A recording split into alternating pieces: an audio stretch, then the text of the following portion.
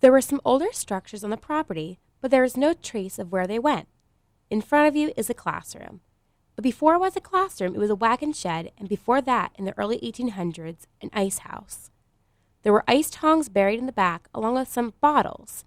It is very possible that they used the ice from the brook to sell throughout Flemington or just simply within the operation of the farm.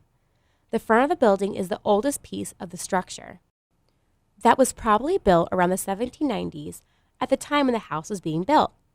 The front half of the rustic classroom today had a building that was built a little earlier than the 1840s and then probably moved to this location. It was set up as a house and somebody actually lived there. The back section of the building is where the ice storage was. In the front portion of the house, steps were discovered. These steps led into the house at the time. Based on the widths of the gaps in the wood, it was finalized there were windows. The notches that are on the wood led to the fact that there was plaster on the walls. Also, the framework showed how there was once a stairway, a door coming into the house, and even a fireplace.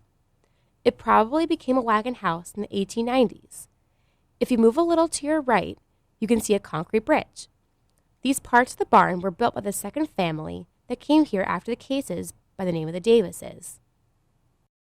They came here from New Hampshire and purchased the property in 1870.